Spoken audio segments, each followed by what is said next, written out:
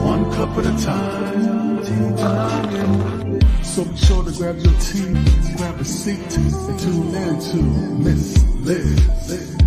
Tea time. Making a difference, one cup at a time. Tea time, yeah. Tea time.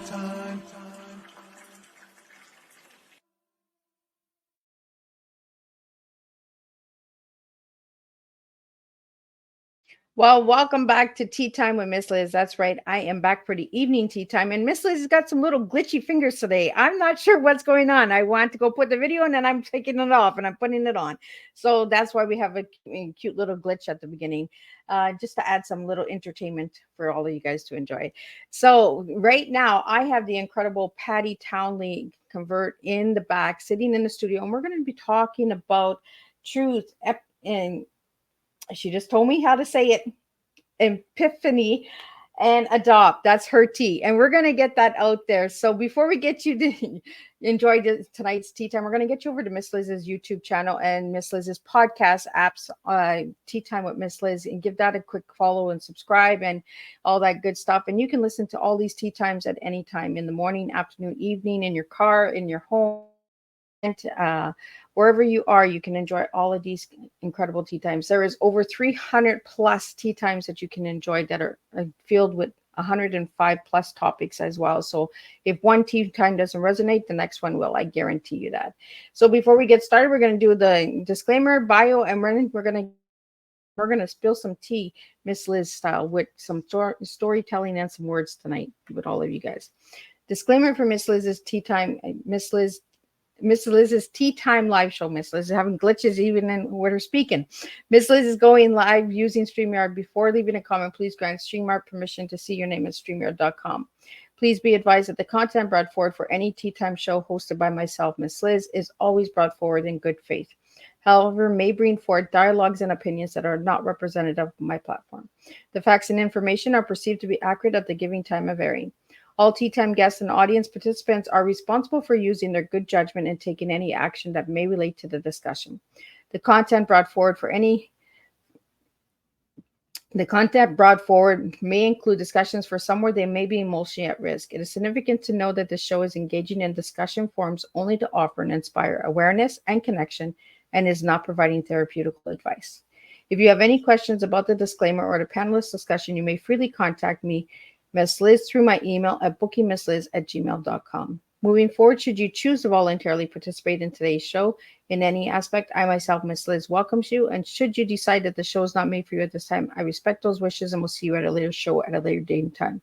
And again, all Tea Time shows are done on Thursday, 3 p.m. and 7 p.m. Eastern Standard Time. If it's a surprise, rescheduled, or special tea time, you'll see that on a Monday, Tuesday, Wednesday. So Miss Liz is here all the time. So now a little bit on Patti. Well, I've been following Patti for years, and I finally got her book, and I was like, "Wow, I need to get her as a guest." So that's why Patti's here, because I reached out and said, "Patti, I have your book. Now I need you as a guest." So Patti Townley Covert wrote her first book in first grade. Since then, she's been published in numerous books, journals, and magazines. Creative nonfiction helps her paint word pictures that make even dry academic subjects matters more engaging. Her outstanding ability to simplify complex concepts gives the audience the satisfaction of comprehending difficult topics. And for more dramatic subject matters, Patti's storytelling ability captivates readers. An award-winning freelance writer and editor, Patti Townley Covert is the author of The Windblown Girl, a memoir about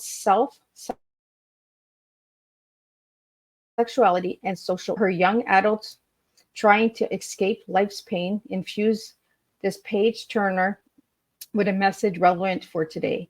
Patti's written numerous magazine articles for national and international publications such as Life Beautiful, High V, Facts and Trends. As a founder member of the anti-human trafficking organization Everyone's Free, Patti co-wrote Do One Thing, enlisting in the battle against human trafficking. Most of her research and writing focuses on justice issues. Her bi-weekly blogs focus on self, sexuality, and social issues. For almost a decade, Patti coached NASA-level scientists on their writing skills and edited books showing how the scientific facts support a creator. Patti's done the limbo in the Caribbean, gone on a king crab safari and in the Arctic Circle, and will explore Denali, I think I'm saying it right, National Park this summer. While at home, she plants pansies and experiments with drought tolerant gardening. So let me get Patti in here and let's have some tea. Welcome, Patti. Hi, Miss Liz. Great to be here. Well, I've been following you for a long time, like I said, and I'm just happy to have you here and get to meet you in person through the virtual land, right? Well, and I'm thrilled to be here. Your tea podcast is just brilliant. I think what a great way to interact, to have our tea. Right? It's a different style of tea. We're serving different tea in this house. Yeah, and it's a great tea. So, Patti, I'm going to take you way back. So, who was Patti as a little girl and who's Patti now? You know, Patti as a little girl was pretty shy, but I kind of had some spunk. And I was a pretty happy kid. And then my parents got divorced, and that kind of changed my world. I craved attention from a guy. My dad traveled a lot. He actually worked in New Mexico even before my parents divorced. He worked as a private pilot in New Mexico. And so he came home and he was kind of the Disneyland dad. Very fun. We all adored him. I have 4 sisters, and they all thought that each one of them thought they were his favorite. I knew I wasn't, because I was kind of a bookish kid. I liked to read. I liked to think about things. And my dad was just a barrel of fun. I was not that fun person, and I wanted to be. And as I got a little bit older and in high school, I made that more important than learning. I did okay in high school, but academics was certainly not my focus. I was much more interested in dating and boys and that kind of thing. I think some of us girls were like that, right? Where we craved that boy's attention. We like to chase the boys, the bad boys, right? The cowboys. Right. It was the bad boys. And, my parents' divorce really impacted me. All I wanted was parents that were together and stayed home. I wanted an intact family. And that's what I went into my young adulthood with, was that craving of a husband who came home at night and who loved me and wouldn't leave me and would be there for our children. That was not what I got. So, Patti, do you want to tell us what you did get? Well, my life took some very strange turns. I was conservative by nature, just in my heart. Like I said, I was kind of shy. And I was married at 19, and I thought he loved me more than I did him, and that would make it safe. And I wanted safety. I wanted security. But I was really miserable because he had some very different views from me and did not treat me well emotionally. I was really hungry for something better. I didn't like my job. I worked for my mother as a receptionist, and it was boring. Same thing day after day. My mom owned the company. My sister ran it. And there was no real room for me. And I was a writer at heart, but I didn't know how to do that. I didn't know I could do that. I was really stuck. My mom wanted me to go on a Caribbean cruise with her. She was single and fun. She was in her 40s, and I was 21, I think, the first time I went. I didn't think my husband would let me go because he was very controlling, but he was glad to have me gone. And so I went on a cruise, and it was like I died and gone to heaven, back then, young girls didn't go on cruises. It was mostly older people with a lot of money, and I certainly didn't fit that perspective. But the men on the ship, the men that worked there, treated me like gold. And I got to know a man who was the second in command. The first two cruises, we became friends, and we just had such a great time. He met us every night for dinner. The officers went in the dining room back then, and I actually got to see him perform a rescue at sea. That's in my book. And the third cruise, he did not go. And on the way to the third cruise, my mom said it was too bad he wouldn't be there because I should have an affair. She knew I wasn't happy. And I said, I'm not having an affair. And she wondered why I was such a prude. Well, then I met a very sexy Norwegian navigator, an international playboy. And I thought, this guy is trouble. But he drew me like a magnet. And long story short, and this comes out right away in the book. I decided to do what young people are doing today, and that was to have a no strings attached affair. My husband would never know. We were in a different world on the ship, and I thought I could control my emotions. Well, I learned that sexuality is not something that we can control. If we do try to control our emotions, we impact intimacy. And that can be just as dangerous as getting entangled in an emotional involvement that we can't control. This fellow, his name was Jan, and he told me from the beginning, he said, don't fall in love with me. And I laughed and I said, there is no way. I knew he was not somebody I could ever have a life with. I knew that from the beginning. And I mean, he worked in the Caribbean. He was from Norway. He took his vacations in Spain. He was just out of my league. And so I didn't want to get emotionally involved, but I did. And I don't know if there's time, I could read a little excerpt from my book that kind of Absolutely. I'm just going to hold the book up so people can see what book we're talking about. That's great. Yeah, there was a scene in the book that really describes the dilemma. The other thing that was going on was my dad was missing in action in Vietnam. We knew that if he'd been captured, he would be tortured. And to know your dad, who like I said, we adored him. I adored him. I knew I wasn't his favorite, but I adored him. We all did. And we didn't know whether he was alive. That stayed the case for a long time. And so I was a pretty unhappy girl, except on the ship.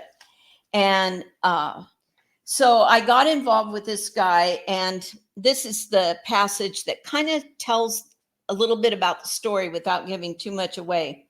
My husband had called me on the ship to see if I wanted him to leave. And it made me angry because he interrupted my fantasy. I had to deal with reality, and I couldn't tell him on the phone that, no, I didn't want him to be there. I just couldn't do it. We had a little boy. I wanted an intact family for my son. I didn't want a divorce. I really wanted my marriage to work, but I didn't know how to make that happen. So after the phone call, Jan was working. He worked 8 to 12 morning and night. So we had the afternoons to have fun. He would work until midnight, come back and work till midnight while I had time with my mom. And then we would have late nights together. So after the phone call, I said, wanting to be alone, I went downstairs, pushed open a heavy door, and stepped outside into the oppressive evening air. Finding an isolated spot by the pool, I perched on the edge of a chaise lounge and rubbed my throbbing temples. What am I going to do? How can I possibly make my marriage work? And what about Jan? This was the decade of me. I had abandoned all the rules to learn about myself. With no responsibilities, I thought I could be whoever I wanted for 2 full weeks. Despite knowing that the sensations of lovemaking, intimacy, and respectful interactions could only be temporary, I'd taken that risk thinking no one outside this oceanic realm would ever know. But how could I possibly put Jan in the past? Though it was clear I must not fall in love, I was crazy about him. Yet those emotions couldn't be any more than temporary. If he knew how I felt, the relationship would be over. I simply must not, could not fall in love. And what about the family I longed for? He was not an option. Jan's highest priorities involved his career and seeking pleasure. Mine were diametrically opposed: stability with a family and conventional routines. He loved his glacial homeland. I loved Southern California's warmth. He constantly made new friends and went on adventures in exotic locations. He spent vacations in Spain with his best friend. All I wanted was security, a home, and a husband who would come home at night and be there for my son. The cruise had put me on my own personal Titanic, an emotional ship destined to sink. My mind and body had connected in ways I never before experienced. Yet that problem was mine alone. Others had casual sex. Why couldn't I? At least this time, my feelings weren't wrecking the relationship. Although I had a hard time not revealing how much I adored Jan, knowing our relationship couldn't continue made me seem as elusive as he was. Craving a life with someone like him was out of the question, but how could I live without him? The muggy night silence wrapped me in a thick blanket of despair. Knowing what was at stake, I leaned back to look up at turbulent storm clouds with glimpses of the moons peeking through. A gentle breeze parted them enough to reveal patches of a night sky, spangled with the brilliance of diamonds tossed on a black jeweler's cloth. It would take someone big enough to hang those stars in the sky to fix this mess. Right, I laughed ruefully. Even if such a creator existed, why would he help someone like me? I left my little boy to go on a Caribbean cruise. I cheated on my husband. Worst of all, I didn't even feel guilty. And I was crazy about a man I must not fall in love with. This situation was beyond any power I had to control it. For a moment, I sensed an unseen presence, one that understood and cared about the mess I made, a mess far too big for me to clean it up. Maybe that was wishful thinking. This was only the tip of an iceberg that lay straight ahead, and no matter what, I had to stay in the truth. My relationship with Jan would soon be over. The truth, that's the night the truth became incredibly important to me. I knew I could not go into denial. So, Patty, how long did that affair last? You know, our hearts became entangled. It wasn't only me. The cruise did not end with the cruise. It lasted long after. And in terms of emotional entanglement, I would say it will probably never end in this lifetime. We really fell in love. And that's where the story takes on different dimensions. And I had to learn about truth. That was reality. That was hard, really hard. And as I got to I turned to our Creator, Jesus Christ. I became a Christian. And after I became a Christian, I had to end the relationship. And I thought I would die in the process. And it only got harder after that. You think that we make certain decisions and it's going to solve problems. Well, new ones often appear. And I learned that it takes someone bigger than me to help me with those problems. That's where epiphany. So, Patty, did he fall in love with you too?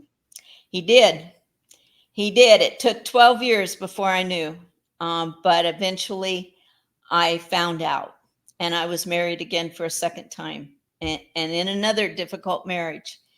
I just came from, well, let's put it this way. I think many of your listeners might relate to this, that sometimes our upbringing makes us feel like we fell in a ditch and we're not healthy and we don't know how to get there. And it's climbing out of the ditch and making different choices. And that's where the epiphanies came in as I started to follow Christ and learn biblical concepts that don't change. The problem is we operate on cultural lies quite often that we'll find our Prince Charming, that we deserve pleasure, that we can follow our heart.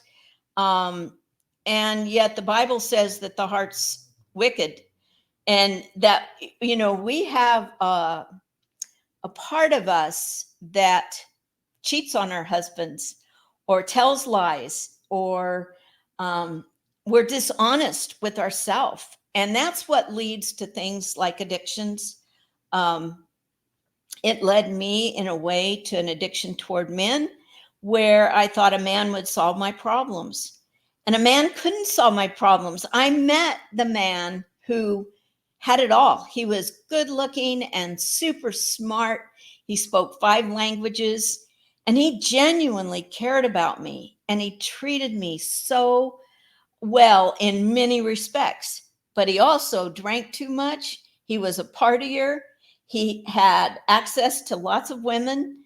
I had to weigh out what was for my best good, and it took staying in the truth to do that.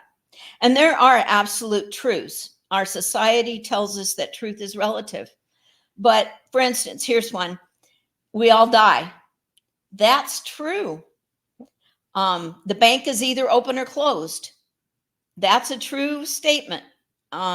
So there is absolute truth. And when we start applying that to our lives, we start having epiphanies over what's good, what's healthy, what makes us really happy and gives us peace.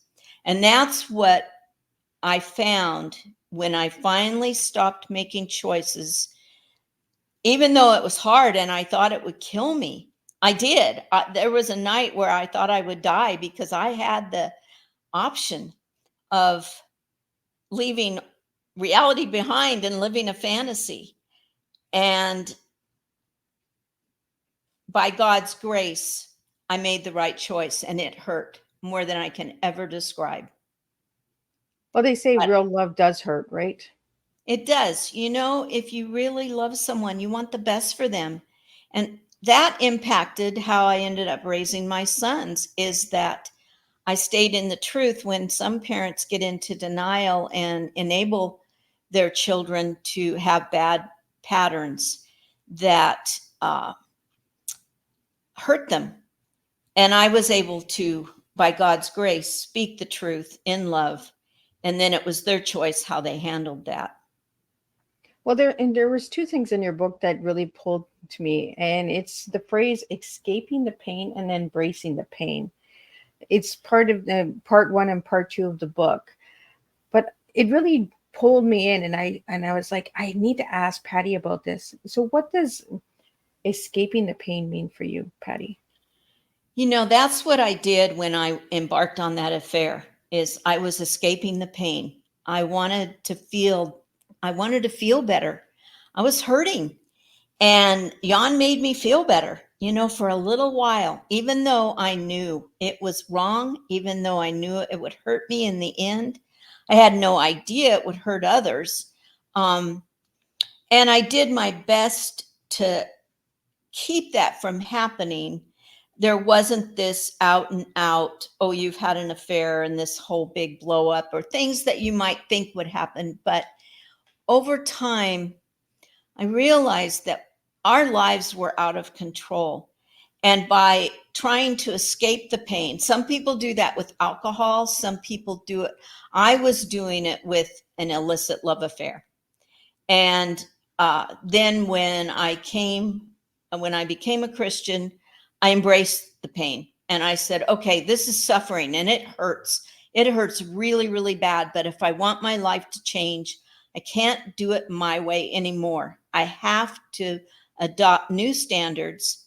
That's where the adopt comes in, is that I adopted biblical standards. And even when it hurt or cost me, there was a time when I could have had extra money, quite a bit of extra money, and from my mother. And I had to tell her, no, it's wrong. I'm not going to do that. And she proceeded to tell me how stupid I was. And it hurt because I loved my mom. I wanted her approval. But I decided that it didn't matter what others thought. I was going to do the right thing instead of doing what felt good. What felt good might have eased my pain for a moment, but it wouldn't satisfy me inside or give me peace. And as a result of the choices that I adopted, I've got peace, I've got stability, I've got a family that's very different than I expected, but I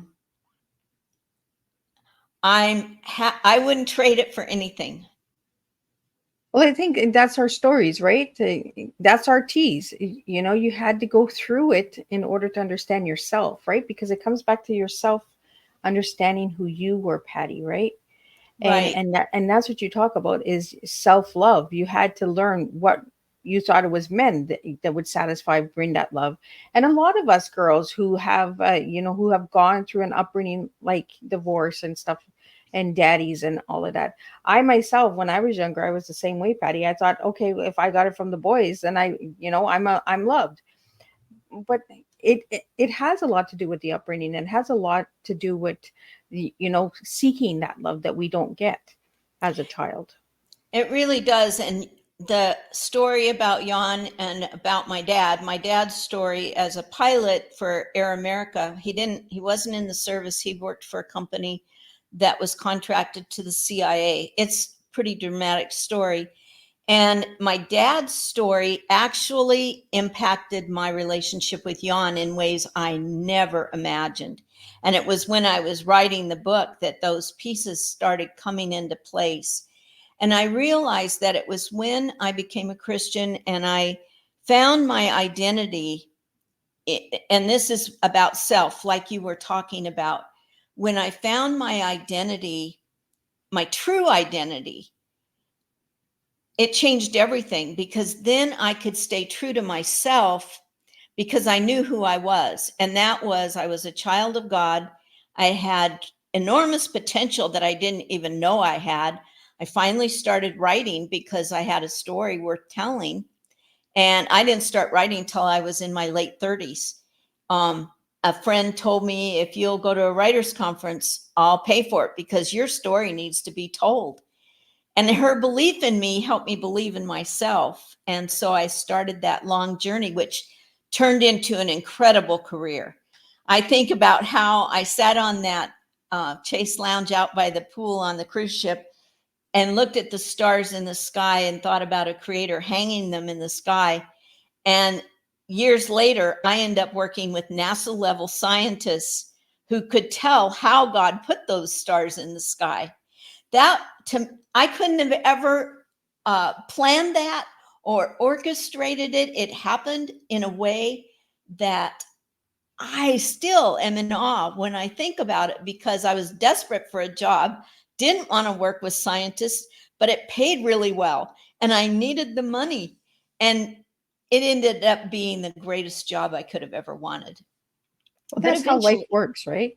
yeah, Life brings us these miracles, or these opportunities, and we're like, I don't know why I'm here. Like, why are you putting me here for? And then years later, you're looking back and you're like, wow, that was amazing. Thank you for putting me there. when we find our purpose, and this is part of our identity, is finding our purpose, what we're created to do. And I was hardwired to write. And it's where I'm really happy when I'm writing, and I get to express myself, and I have things worth saying. And I never imagined that it would take the direction it did for so long as nonfiction. And now I'm taking that and turning it into fiction, which is very fun. And my life is never dull. I think some people go from day to day and live in shades of gray. You'll see this in my next e-newsletter, is we can live a technicolor life if we're looking in the right place. It's vibrant, it's fun, it's exciting because we have purpose, but we never know what's going to happen next. And it becomes just this incredible journey that has eternal consequences. Absolutely. And before we went live, we talked about sexuality, because I had said, oh, It's a good thing I checked out the book, because I honestly thought it was something different.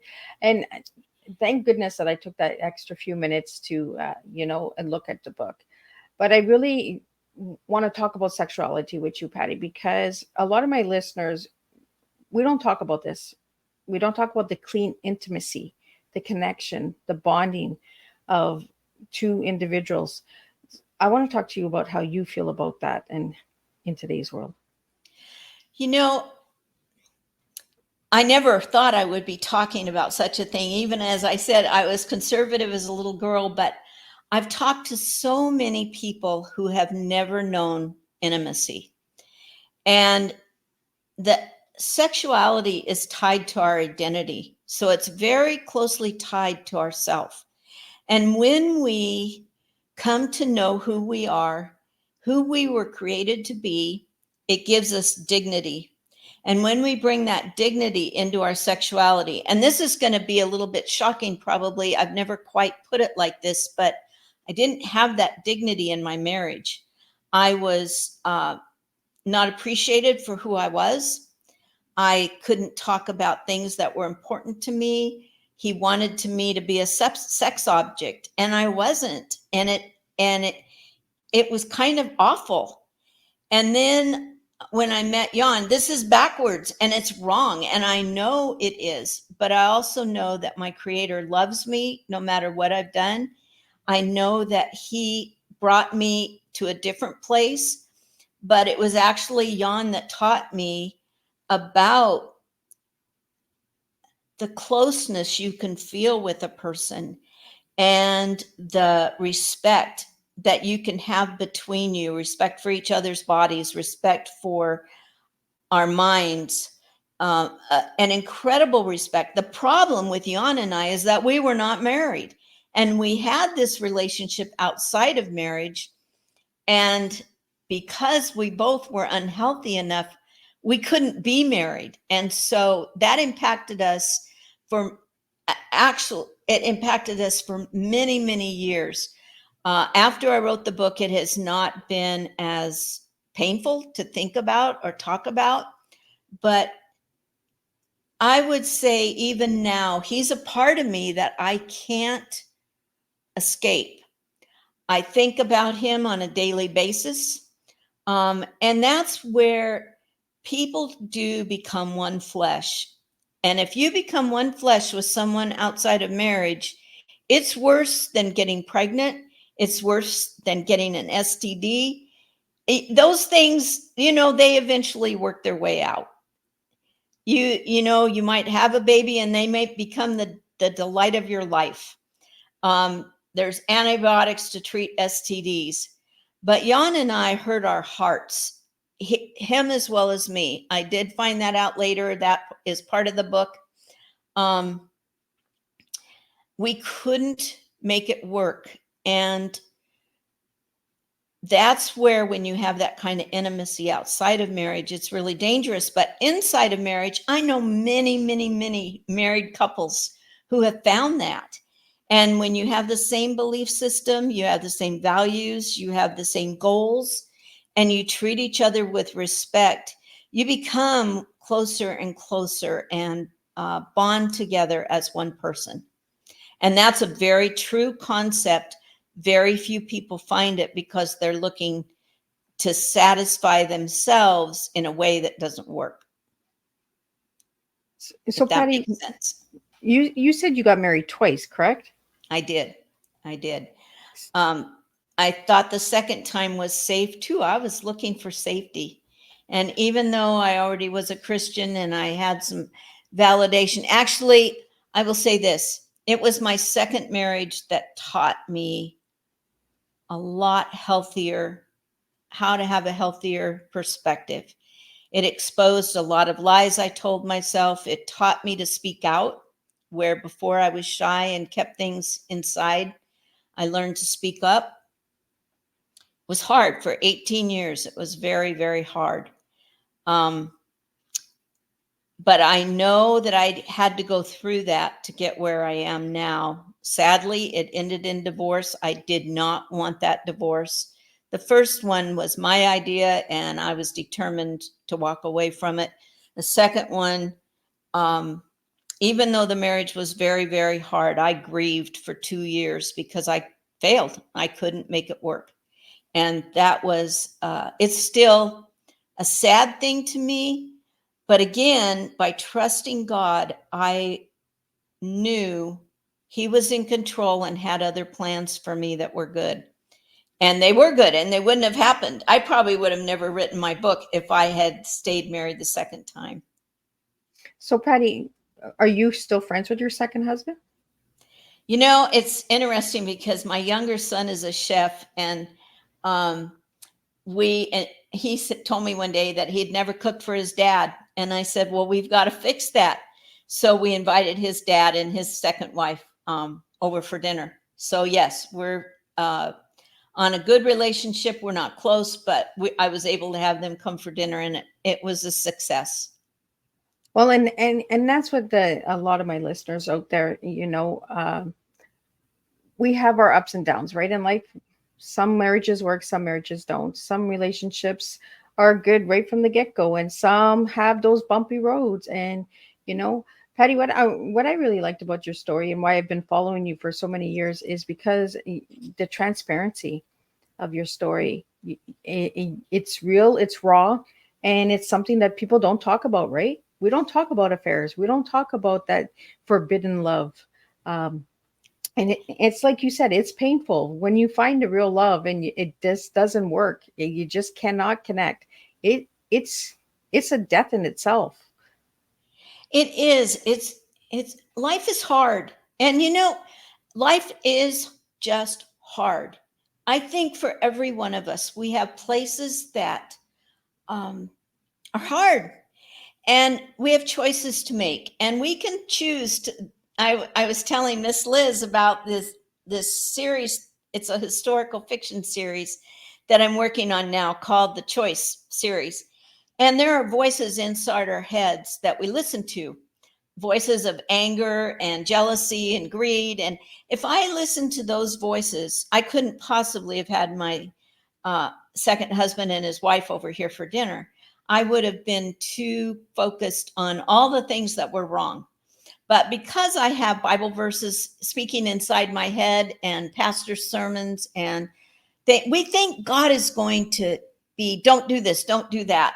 But really what He does is He sets us free of those voices that are self-destructive and that cause us problems. And that's what gives us stability, so that when circumstances are hard, whether it's a cancer diagnosis, a divorce, loss of a job, whatever it might be, when we look at a great God who loves us and is good, He will always use our circumstances for good if we're called according to His purpose. So we can trust by faith that whatever we're going through, even the worst thing, He can use to be the best thing. And that's how I pray sometimes, because I've had some pretty heavy duty worst things that we don't expect. My younger son was stabbed at one point and he was almost murdered. And that was my prayer, that God would use that worst thing for the best. And He did. And I've seen some wonderful things come about that would never have come about if we hadn't gone through that. I've seen that with friends with cancer. I've seen it in my own life with job loss. I lost my job with the scientists. I loved it, but I wouldn't have written my book if I hadn't lost that job. So, and that story's in the book as well. It's an adventure when we're looking towards concepts that are true instead of what our culture says. Oh, you need this, or you can do that, or you have to be beautiful. You have to be this. God just takes who we are. He made us who we are, and He knows exactly what's going to satisfy our hearts. Well, and everyone's story has a different path, right? A different turn. What might work for somebody else, or and this is why I like to get different stories on Tea Time, is because we all have a story to tell and we all walk down a different path. But your path is not wrong and my path is not wrong. Those were the paths that we were given, and those are the choices that we needed to make. And getting married at a young age, I can relate to that because I got married at 18, and I was forced into my marriage. And Mm, so there was a lot of hard stuff. There was no love, there was no compassion there to begin with. This was a forced engagement. mm. And that's what, for your first marriage, Patty, did you know before you got married that it was not right, or you were just hoping that it would change if you got married? I think it was an escape. Again, that escaping the pain. I was in a lot of pain. I'd gone to college for a year. I didn't feel like I fit. I didn't feel like I fit anywhere. I didn't fit with my mom. I just didn't fit. And I think I thought if I had my own home, my own family, that it would solve my problems. I don't think there was real love there. I think it was just more of an escape. And I went right from the frying pan into the fire. It did not take long at all before I knew that it was not what I wanted. Um, and I didn't know, I would have fixed it if I could, but I couldn't. And sometimes we just can't fix things. I think the same thing held true in my second marriage. Is we both really tried, but we were very different. And that's why I've been very careful about dating, because I think, being single in our culture is, everybody's like, oh, you need someone. Well, we can have very satisfying, fulfilled lives as single people if we're um, walking in a way that is true to who we are. I think it's when we try to be something for somebody else that we get into trouble. And I think that was partly what happened in both my marriages. Is I wanted certain things. I thought that was the pathway to get there. Like I said, if I hadn't been married to my second husband, I wouldn't be who I am now. We had many good years. They were hard. It was a hard marriage. We both tried to make it better, and we just couldn't do it. And finally, he divorced me. I told him I did not want a divorce. I wanted to make it work. But he, maybe rightfully so, decided it couldn't work and divorced me. And he's been married now for about 10 years. And I hope he's happy. I want the best for him. He's Well, still and that's what you want, right? When you love someone, you want the best for them, even if it means not being with you. right. I even at one in the book, I say something about loving him more because I chose to love him every day. I learned how to choose love when I didn't feel it. And that's a very important component that changes us. It makes us more caring. This is where the social issues come in. It's often phrased as social justice. These three things are all very intertwined: self, sexuality, and social issues. When we talk about social justice, what we're talking about is man's concept of that. And that changes depending on who's doing the talking. It's one reason there's so much of a divide in our country, because there's no platform to stand on that's stable. It depends on who's in authority that makes the rules. And justice for one person doesn't look like justice for another person. But when you use a biblical standard that's always the same, and God is the judge, and we come to the place which is I think it's in the Bill of Rights, about how all men are created equal. That means it doesn't matter what a person's race, what their creed, what their sexual identity, whatever it is.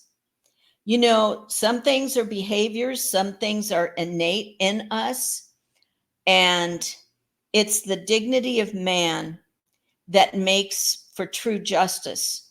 We can't not care when we have a right identity in the Creator and know that He loves other people just as much as He does us. That sets a stable platform from which everything else flows. A human trafficking victim might have known hundreds of men. She might have been beaten to a pulp, but she's just as valuable as the woman who lives in Beverly Hills and is on the big screen as a movie star. George Floyd was every bit as important as the man who killed him. And yes, God even cares about that man. You know, there's the dignity of man is what gives us all common ground, and the behaviors change. But the behavior isn't our identity, it's just a behavior. And so when our beliefs get straightened out, then we behave on our beliefs, we treat each other right. So the identity, the sexuality, the social issues all come back to being made in God's image. So, Patti, how did you get into the sex trafficking? You created a platform, correct? Right. That really was where I started getting involved in social issues. And from there, it's branched out into a lot of different areas. But I heard about what was happening right here in California, in Los Angeles, which is about 30 miles away. It is a trafficking hub. I heard about it in my church and started doing some research and started going to some of their seminars where they taught about it. And the more I heard, the more appalled I was. And I just had to get involved because girls as young as 12 are caught into this lifestyle. Girls like I was who thought a man could solve her problems. And these pimps will entice girls by saying, I'll be your daddy, I'll take care of you. And I think the correlation with me and craving a man's attention really resonated with what some of these young girls go through. And I realized they are really victims. When you see prostitutes, when you see, and actually I first became aware of that while I was with Jan. He kind of opened up my world in terms of not being so naive. He is the first one who pointed out a prostitute to me, and I was just shocked. I was appalled. And so that was the beginning of my understanding what this was and how tragic it is and how much people need our help. And as I got aware of that, I became aware of the foster care system and how most trafficking victims come out of foster care. They're looking for a family, and that's what traffickers often promise them. And so I'm now not as involved with trafficking, although one of the groups I still work with does have a home for victims. But it's a foster care nonprofit where I help with fundraising. Never expected to do that. But again, I'm called according to a purpose, and that purpose is to help these young people, boys and girls, have a family. And that's just been a real delight. Patti, you just said something that really got me it just blows me away, is the foster care kids. You never think of them as being trafficked. I really want to look into that further. I want to talk to you more about that because we need to get that information out there. We need to get that awareness out there. There's so many children that are in foster care and that are reaching the age limit of getting out. And we need to give them some awareness that people are out there looking for them. That's exactly right, Miss Liz. You know, it is a travesty what happens to these children. And as they age out of the system, they often end up homeless. And while they're homeless, the traffickers are watching for them, and they will go to them and say, "You can, I'll take care of you. You know, baby girl, I'm your guy. I'll take care of you." And quite often they take, well, one story that just really uh, grabbed my heart was these 12, 13-year-old girls. I think there were two girls that were, quote, quote, rescued by a pimp, and he took them to a truck stop and forced them to have sex with multiple truckers. And they were just children. And yet the ones aging out, one of the things I like about the nonprofit I work with, and if your listeners will go to my website, there's testimonials on, I think it's on my About page.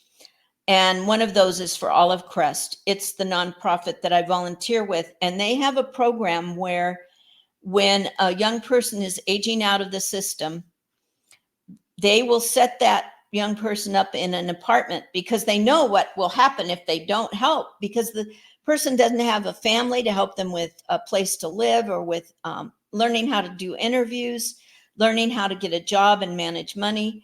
And so Olive Crest works with them. They set them up in an apartment, and they have to work and go to school, I believe, or one or the other. I think it's both. But and they pay rent, but the rent's nominal. And at the end of a year, they get their rent money and their furniture and what they need to live on their own, so that they're prepared as adults. In fact, we had at our fundraiser, we had a young woman come that is now at UCLA. She's a huge success story because of her foster care family. So there's many, many things that people can do to volunteer with foster care that don't involve necessarily taking a foster child into your home. I'm not equipped to do that. I've got too many of the other things going on. I wanted to mentor young people, but that takes a big commitment to always be there, and I couldn't make that commitment either. So what I do is I help with fundraising, and we put on a big fundraiser every year and make tens of thousands of dollars to support these programs. I think it's really important what you're doing, Patty, because like you said, you're not equipped to do it, but you're equipped to help in other areas. And this is where we all can make a difference, is if we come and stand together and be a voice and say, you know what, I'm not equipped to do this, but maybe you are. And the next person, you know, and then work together and look at, you're making a difference by raising money and helping these children. I'm still blown away because I was in the foster care system growing up as a child, and my kids were put into foster care because of my situation with my ex-husband. And I'm just blown away. I would have never ever thought of foster children being targeted by traffickers. Thank you for that information, because I'm going to work my butt off to get that information out there, because there are so many children in foster care homes that are aging out and are in this danger of getting trafficked. So thank you for bringing that awareness to the table today, Patty. Like I said, I never know where these tea times go. My guests always surprise me, always give me something to work with and learn as well. So thank you for that, Patty. And thank you for sharing your story today with all of us, because it really does make a difference. We need to start talking about the heavy topics as well, because it's a light topic, because it was a heavy topic. You wrote a book, and now you're at peace, and you found yourself, and you found your purpose in life. And that's through writing and sharing and being an incredible advocate and mentor for these children. So thank you for that. Like, I'm just blown away, because I lived it, and it's scary. It's really scary to hear that. Before we wrap up, Patty, I want to just put up the book again, and I want to just get into why you named this book The Windblown Girl, because I'm really curious about the title. That's what really got me, was the image and the title. I was just like, I need this book. And that's how I work, guys. It's books, they call me. Well, you know, that The Windblown Girl has an interesting story. I was in the Caribbean with my mom, and I saw that Yadro figurine, and I thought, I knew there was some kind of bond between us, but I didn't know what it was. I had no idea. It just felt like this mystical bond. And even my mom felt it, which she was not very in tune with things like that at all. But she knew, and I couldn't afford her. She was way too expensive, but I just loved her. The the imagery that she presents really spoke to me, and I didn't know why. But a few years later, my mom surprised me with her at Christmas as a gift. And I didn't have a good place to put her. I was afraid she'd get broken. So I put her in the box up in my cupboard as high on the top shelf so my kids couldn't get to her. And so she was kind of hidden away. And then eventually we were able to put in a china closet, and I was able to put her behind the glass. And then after my family left, I put her on the mantle where everybody could see her. And that's kind of my story, is that I was pretty fragile for a long time. And for a while, I didn't have what I needed to possess the person I could be, my true identity. And then when it started to emerge, I had to protect it because it was hard to make all the changes I had to make, and it was slow. And so it was this gradual, if you will, coming out of the closet where eventually I can stand tall. And the Windblown Girl now, when I look at her, I've got a book here too, and well, I just read from it.